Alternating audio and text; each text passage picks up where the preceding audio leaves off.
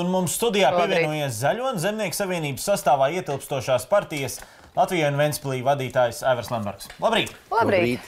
Paldies, ka esat šorīt mūsu studijā. Sāksim ar vienu no aktualitātēm, kas varbūt mazliet ir zaudējusi savu skaļumu, bet tomēr bija aktuāli pirms kāda laika. Ventspilī tā dēvēto deputātu kvotu ietvaros tika piešķirti 5 miljoni eiro radioastronomijas centra attīstīšanai, Ventspils mūzikas skolai un peldbaseinu būvniecībai. Objekti, protams, svarīgi, nozīmīgi, noteikti arī vajadzīgi, bet vai tik liels līdzekļu piešķīrums, jūsuprāt, ir godīgs pret citām pašvaldībām? Jā, nu kopējais bija 4, tur tas miljonus piemests klāt, bet es labprāt viņu gribētu saņemt. Jums ir šaubas? Kaudzu? Jums ir šaubas? Nē, es zinu, ka cipars ir 4, nevis 5. Bet vai šaubas, ka varētu saņemt? Ka nevarētu? Nē. Tur paredzēti 4, bet ja jūs saucat 5, tad būtu labi, ka vēl viens klāt būtu. Bet nevar jau tā ņemt vidējo temperatūru slimnīcā. Nu, pirmkārt, šiem diviem piešķīrumiem Saeimas nav nekāda sakara ar deputātu kvotām. Tas ir pirmais. Tātad Ventspils Starptautiskais radioastronomijas centrs, tas ir lielākais zinātnes objekts Latvijā. Tāda veida centrs vēl ir Zviedrijā un pēc tam Polijā. Vairāk te tuvākā apkārtnē tāda centra nav, izņemot vēl Krieviju. Līdz ar to tas ir unikāls. Viņš tika renovēts, lai modernizēts, salīdzinot to, ko saņēmām no padomju laika.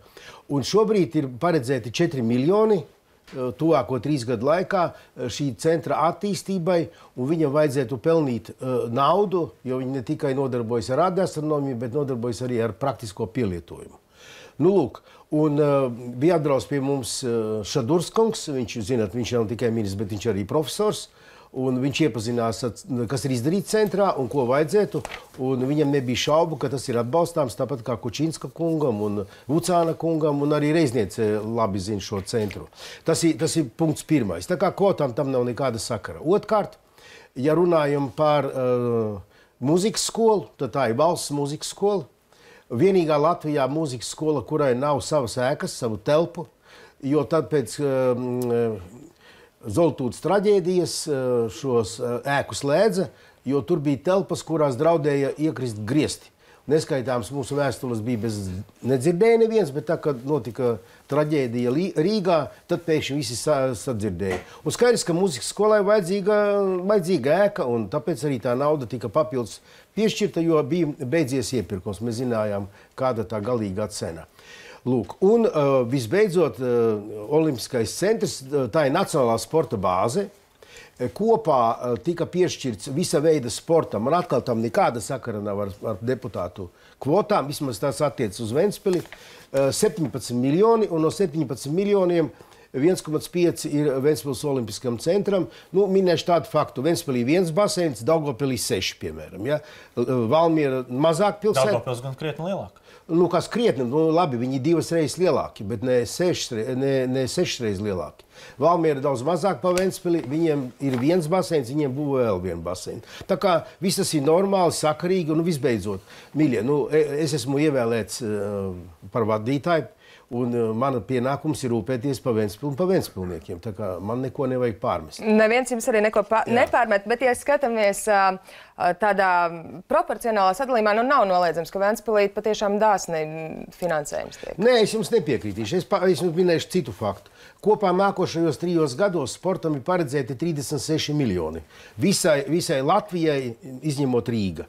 Rīgā paredzēti 50 miljoni. Tas nav taisnīgi. Kāpēc Rīgā 50 miljoni, visai pārējai Latvijai 36?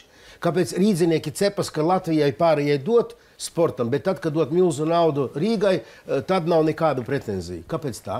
Bet vai jūs, prāt, tā prakse, runājot par tām deputātu kvotām, kur summa šogad sasniedz 20 miljonus pēc būtības, ir pareiza šādā veidā tos līdzekļus novirzīt? Deputātu kvotas nesasniedz 20 miljonu, tā nav pareiza. Tad bija vienošanās, piemēram, par sportu, ka sportam būs nauda. Tā aptuvenā summa bija iezīmēta, bet precizējās kāda varētu būt tā kopējā summa. Tā kā tā bija zināma, tad ņemot vērā Latvijas Olimpiskās komitejas viedokli, sporta padomes viedokli, protams, arī pamatotību, šī summa tika attiecīgi sadalīta. Tam ar deputātu kvotām nav nekāda sakara. Bet tas fakts, ka šis finansējums tiek sadalīts caur deputātu priekšlikumiem, nevis caur ministrijām, izējot šo garo izvērtēšanas procesu, kas būtu ministrijās. Vai jūs prāt, tas ir pareizs un pamatots? Domājot no tāda budžeta ilgtermiņa veidošanas viedokļa. Nē, piemēram, atkal atgriežos pie sporta. Tur viss tika izvērties. Tajā procesā piedalījās arī Izglītības zinātnes ministrija. Kāpēc deputāti iesniedza? Tā bija ērtāk, un tā bija, teiksim, lai uz otro lasījumu, lai būtu dažādu frakciju priekšlikumi, lai tas neaizķiras lielais budžets uz tā rēķina. Tas drīzāk tāds taktisks apsvērums. Ja? Bet atkal es jums minēšu citu piemēru. Ja? Piemēram, Rīgai paredzēts muzeja krātuves būvniecībai 30 miljoni. Par to neviens neuztrauc. Kāpēc? Rīgas pilī paredzēts 20 miljoni. Jūs prāt, Rīgas pils tad nebūtu jāremontē? Kāpēc uztraucas, ka Ventspilī būs jauna mūzikas skola, bet par to, ka pili remontēs, neuztrauc? Mūzikas skola vairāk vajadzīga nekā pils remonts, man liekas. Pilī jumts ir kārtībā, tur var dzīvot un strādāt. Vienotības Saeimas deputāta Lemdots Straujuma saka, ka summa, mēs tomēr varam tās saukt par deputātu kvotām, kā tās devē mēdījos, un ka šī summa būtiski pieaugusi pēc tam, kad koalīcijas sarunās Zaļo un Zemnieku savienība savām pašvaldībām paredzējusi lielus līdzekļus, citas ignorējot, tāpēc arī kompromisu meklējumos tā summa izaugusi tik liela. Vai tā bija tais sarunās? Tais sarunās godātā Straujumas kundze nepiedalījās, tāpēc tas ir viņas pieņēmums, ka tas tā bija. Protams, tad, kad precizēja, ka, piemēram, sportam varētu būt 17 miljoni, tad notika diskusija, kādiem sporta centriem attīstība būs. Ventspils ir nacionālais sporta bāze, vecākais olimpiskais centrs. Skaidrs, ka mēs aizstāvējām savu pozīciju. Valmiera aizstāvēja savu, Cēsis savu, Jēkabpils savu, Daugavpils savu, Rēzekne savu. Kopā tas viss savācās, bet tas bija tāds, loģisku sarunu, kompromisu rezultāts. Bet vajag priecāties par to, ka sportam nākošajos 3 gados ir 36 miljoni. Pie tam ārpus Rīgas, mīļie. Braucat sportot uz Ventspili. Vai Zaļo un Zemnieku savienības premjers, jūsuprāt, Mārs Kučīnskis rīkojās pareizi negaidīt, rosinot atteikties no ieceres par minimālo sociālo iemaksu, tā vietā mikrouzņēmumu nodokli ceļot līdz 15%? Jā. Man ir vēsture šī stāsta. Ja? Un te ir jautājums, kurš tad bija ierosinātājs un tā tālāk. Es kā vienmēr palūdzu, lai man nav nekādu emocionālu pieskaņas, un es atvēru vaļā 2015. gada 10. septembris, 11.40, finanšu ministrs Jānis Reirs, 10. lapa, un sagatavojas finanšu ministrijas tiešo nodokļu departamenta īpašumu un iedzīvotāju ienākuma nodokļu nodaļas vecākā referente Zoldnere. Sakāt, ka Zaļo un Zemnieku savienība turklāt nestāvēja? Nē, bet tas tika pieņemts pirms gada. Skaidrs, ka ZZS atbalstīja šādas izmaiņas. Un tad, kad mums bija tikšanās nav tik sen, es visiem kolēģiem no ZZS, arī Kučinska kungam, viņš nekonsultējās, bet es izdalīju aprēķinu un teicu, ka ir ziepes, un šitā nevar darīt. Un tas piemērs ir ļoti vienkārši, jo tavā runā tik sarežģīti, vajag vienkārši. Tātad, ja jūs saņemat 50 eiro, līdz šim par jums maksāja sociālo nodokli 17 eiro. 50 jūs saņemat, par jums maksā 17. Pēc jaunā par jums maksās 130. Jūs saņemat tos pašus 50. Jūs esat darba devējs viņam. Ko jūs darīsiet? 17 vietā jāmaksā 130. Jūs saķerat galvu, pareizi? Lūk, man liekas, ka tas Hunvebina tāds gājiens ar milzīgu nodokļu pieaugumu, ja tas lielais Ķīnas lēciens, atceraties, bija 60. gados, varbūt jūs neatceraties. Ja? Lūk, tas nekad ekonomikā sevi neattaisno, un tas nav pareizi, un ļoti labāk labot kļūdu. Bet pēc būtības ir pareizi labot kļūdu pēc budžeta pieņemšanas dažas nedēļas pirms gada beigām? Kļūdu labot vienmēr ir labāk nekā nelabot, jo tās sociāla-ekonomiskās sekas tās ir ļoti, ļoti nozīmīgas, un tā lielākā problēma valsts pārvaldē, zinat, kāda ir? Kura ministrija atbild par tautsaimniecības attīstību? Vai taisnība, ka tad arī pēc jūsu teiktā sanāk, ka jums bija visai liela ietekme šajā premjera lēmumā tomēr to kārtību mēģināt mainīt? Es nezinu, es izdalīju šos piemērus. Tur bija tā, ja saņem 50, 60, 78 un tā tālāk līdz 300, un kā mainās darba devējiem šīs sociālās iemaksas. Viena tabuliņa, un arī grafiks bija. Kad to redz, tad tas ir ļoti labi redzams. Esat runājis ar premjeru pirms šī viņa lēmuma neilgi, pirms kādā brīdī par šo tēmu? Nē, mums bija tāda ZZS vadības tikšanās, un es saku, tur es to izdalīju un uzrunāju, ka lūdzu, mīļie, kaut kas ir jādara, šitas nevar palikt. Tāds bija man tas aicinājums. Es biju pārliecināts, ka labāk kļūdu labot, nekā nelabot. Muļķis nelabo savas kļūdas.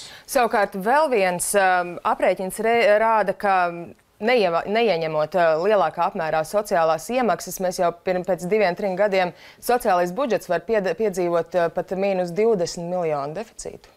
Jā, bet saprotat, šāda veida dinamiskas pieaugumi tie nav pareizi. Ja jūs līdz šim maksājāt, pieņemsim, 17 eiro, ja, un nākošā gadā jūs maksātu 5 eiro vairāk, varbūt 10 eiro vairāk, tad tautsaimniecība, darba devēji, darba ņēmēji, visa tautsaimniecība, viņa pierod pie šīs situācijas, un ka jūs lēnām liekat klāt. Tur jau tā sāls ir. Jūs saprotat, nelaimi kāda. Finansu ministrija skatās tā ieņēmumi, izdevumi. Ekonomikas ministri vispār neko neskatās. Ja? Viņiem tas potenciāls ir ārkārtīgi zems. Bet tur jau ir cilvēks, tur jau ir sociālais faktors un tā. Ja jūs paskatīsieties šajā te dokumentu kopumā, kas skar šo jautājumu, un kas ir tad no 15. un līdz pēdējiem brīdim, te tāda nopietna sociāla ekonomiskā analīze nav.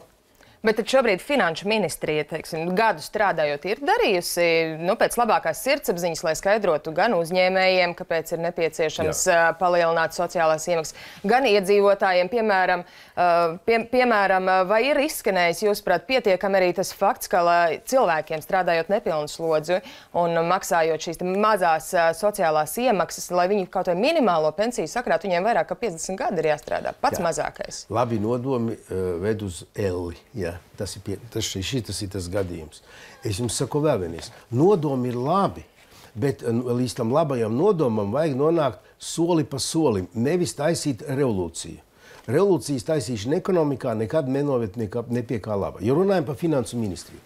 Finansu ministrija atbild nodokļus iekasēt un iztērē naudu tā, kā to paredz budžets. Finansu ministrija nav tautsaimniecības ministrija, jūs saprotat? Finansu ministrijai nedrīkst uzticēt tautsaimniecības politikas veidošanu. Bet kuram tad ir jāuztic?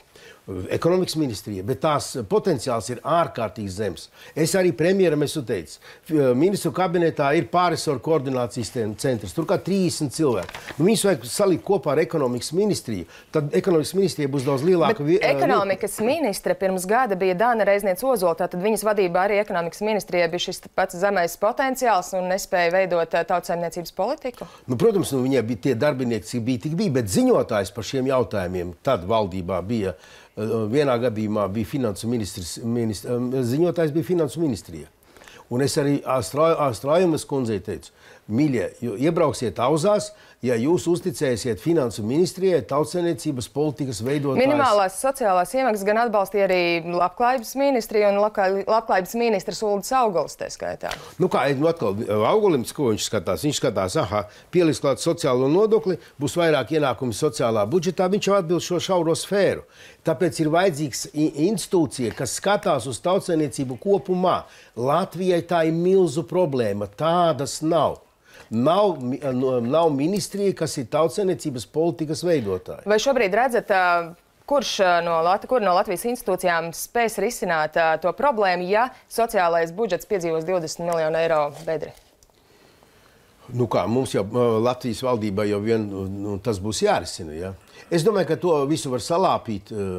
Ja tās sociālā nodokļu maksājums, es pilnīgi piekrītu, jāceļ.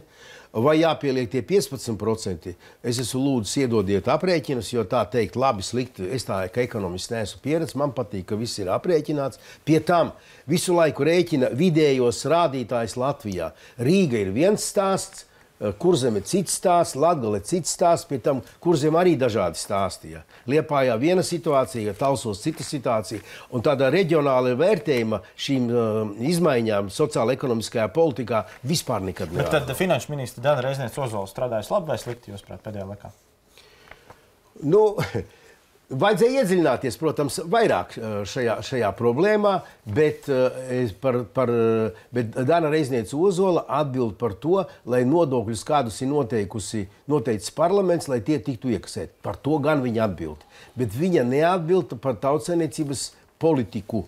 Latvijā nav institūcijas spēcīgas, kas atbildētu par tautsaimniecības politiku. Tā ir milzu problēma. Parlaments atbalsta nodokļus, ar kuru piedāvājumu nāk valdība. Bet sakiet, jūsuprāt, tātad koalīcija šodien spēs vienoties par šīm nodokļu izmaiņām jaunākajām? Nav variantu. Tur nedrīkst viņus laist ārā pa durvīm, kamēr viņi nevienojas. Kamēr balti dūmi nāk, jā? Jā, kamēr balti dūmi vai ne, ar asarām. Ja vienotība nepiekrīt, ko tad? Piekritīs. Kā jūs zināt? Viņi jau saprot, ka tā situācija ir jāatrisina. Ja? Jo sociālās sekas ir smagas, īpaši ārpus Rīgas. Ja? Tur daudz cilvēku ir tādi, kas strādā nepilnu dienu, pie tam vienā darba vietā. Ir jau tādi, kas vairākās. Tiem jau tā problēma nav. Teiksim, Ventspils pašvaldībā mēs savā budžetā skatījāmies. Mums tā ietekme būtu 22 000. Tāpēc mēs nekādu skandālu netaisījām, jo to mēs varam nomaksāt papildus maksājums sociālā budžetā pie nepilnu laiku strādājošiem. Bet citur tā nav. Par darba vietām un par Ventspils pašvaldību runājot, Ventspils ostā krava apjoms samazinājies par 20%, 19%, ja precīzi, galvenokārt uz naftas un akmeņogļu rēķina, tā saka pati osta. Kā jūs pret ostu pārdzīvos šo krīzi, vai ostu uzņēmumos ir gaidāmas darbinieku atlaišanas? Vajag nodalīt divas dažādas lietas. Brīvosta, tad tā ir visa infrastruktūra, kuģošanas kanāls, piestātnes, navigācijas sistēma, ločudienas, kapteiņdienas un tam līdzīgi. Savukārt ar komercdarbu nodarbojas privātie termināli. Un būtisks samazinājums ir Ventspils naftas terminālam, Bunkera terminālam, ja runājam par naftas produktiem, par oglēm. Baltikola termināls ļoti slikti strādā, tikai 1 miljonu pārkraus, kaut gan viņu jauda ir apmēram 6 miljoni. Kālijas sāls, kuram vajag kraut 5 miljoni, šogad nepārkraus nevienu tonu kālijas sāls. Visus šos terminālus, izņemot Ventspils naftu, vieno tas, ka tur viņiem boss ir, ko iecēlis ģenerāla prokuratūra, Rudolfs Meroni, kurš ir advokāts un neko nesaprot no biznesa. Bet ir ziņas no uzņēmējiem, ka gaidāmas atlaišanas? Nē, tādas ziņas nav. Tur jau būtiski samazinājies apjoms. Kālijas sāls, es jau teicu, viņiem jākrauj 300 000 tonu mēnesī, tik viņi uztaisīs pa gadu. Vēl viens jautājums par citu tēmu. Jūsuprāt, Ivetai Grigulai ir jāpamet partijas rindas pēc viņas balsojuma Eiroparlamentā par šo rezolūciju, kur viņa savukārt pievienojās tiem cilvēkiem, kuri nenosoda Krieviju? Es par to neesmu domājis. Tā ir Zemnieku savienībā. Viņa sastāv man nav bijis tam laika pat padomāt par to, lai viņi paši tiek galā. Tad jūs, prāt, šobrīd var neiesaistīties tajā jautājumā? Ko es iesaistīšos svešas partijas iekšējās lietās? Jūs jau visi kopā tomēr. Nē, Zemnieku savienība ir sava partija, vecākā Latvijas partija, un mēs esam tikai sadarbības partneri, bet ne Grigulas jautājumā. Bet jūs cilvēki droši vien arī ar visu ZZS, Grigulas kundzi? Iespējams, viņa no tā saraksta gāja, protams. Bet tad kāds ir jūsu viedoklis par to? Es saku, lai Zemnieku savienība pati tiek galā. Bet jūs neuztrauc, ka partijā tomēr cilvēks, ko asociē arī tā skaitā ar jūsu pārstāvēto politisko spēku, ir cilvēks, kurš balso pretēji Latvijas ārpolitiskajām interesēm? Es to nepārspīlētu, tā balsojuma nozīme. Ne tas balsojums izmainīs Krieviju, ne Eiropas Savienību. Nevajag pārspīlēt viena balsojuma lomu. Ja? Vēl noteikti gribam uzdot jums jautājumu kā Latvijas Lielo pilsētu asociācijas prezidentam. Vai jūs atbalstāt skolu tīklu optimizāciju? Es neatbalstu piespiedu optimizāciju. Visas skolas, vispār izglītojošās skolas ir pašvaldību īpašumā. Pēc manām domām vajag optimizēt pašvaldību sistēmu. Pēc manām domām jāveido ir apriņķi kā otrā līmeņa pašvaldības. Līdz ar to tas arī konsolidētu un radītu vienotu sistēmu lielā teritorijā skolu tīkla, un tad arī šī apriņķi varētu nodarboties ar to daudz efektīvāk un precīzāk, kurā vietā kāda līmeņa skola ir vajadzīga. Šobrīd ir daudz mazi novadiņi, viņiem ir viena skola, un, protams, viņi neskatās kopsakarīgā. Loģiski, ka, ja tā ir vienīgā skola novadā, jūs negaidiet, ka viņi tagad optimizēs kaut ko. Ko nozīmē viņiem optimizēt? Slēgt vai? Kurš tad pašvaldības vadītājs vai novads uz to ies? Šadurskas saka, ka tieši tas atalgojuma reformas plāns ir tas, kas varētu pašvaldībām mudināt sakārtot skolu tīklu. Nav tik vienkārši. Viņš vienkāršo. Nav tik vienkārši. Tas ir smags jautājums. Nu kā? Ja to skolu tur, piemēram, slēdz, nu, tad tas skolnieks vecākiem jāved ir, nezinu, 10-20 km tālāk. Iedomājieties, uz katru rītu jūsu bērnu vajadzētu vest 20 km. Pašvaldības nevar izvedāt? Nu, bet viņiem izmētāti milzu teritorijā. Tas jau nav tā. Tas jau nav Rīgā viena no dienas 9 stāvu mājas paņemt un aizvest. Igaunijā vadājot ar autobusu. Igaunija daudz mazāk. Igaunija daudz kompaktāka nekā Latvija. Bet, protams, ka jāvadā. Tagad tie laukos arī vadā. Bet par cik notiek cilvēku aizbraukšana no ārpus Lielrīgas teritorijas, ja, tad tā situācija paliks aizvien smagāka un risinājums tam tikai ir dzimstības pieaugums un cilvēki nebrauc prom, bet atgriežas. Citu variantu nav. Sarunas noslēgumā viens īsts jautājums. Jūsuprāt, esošā koalīcija nostrādās līdz nākamajām vēlēšanām? Es domāju, ka jā, protams, ja Mārim Kučinskim izturēs nervi. Redzat, ka izturēs? Vai jums jau ir šaubas? Jūs jautājat viņam, es viņa tajā sajūtā nevaru integrēties. Kāds viņš izskatās sapulcēs, mierīgs? Jā, mierīgs, jā, nosvērts, gatavs diskutēt, pagaidām dzird. Tā kā viss normāli, es domāju. Ja? Protams, tas ritms un tā atbildība ir pilnīgi cita. Un zinat, kā koalīcijas partneri tur milzi draugi nav. Visos jautājumos premjeram jāiedziļinās. Vajadzīgs ir stiprs birojs, stipras ministrijas. Pie tā vēl Mārim Kučinskim jāpiestrādā.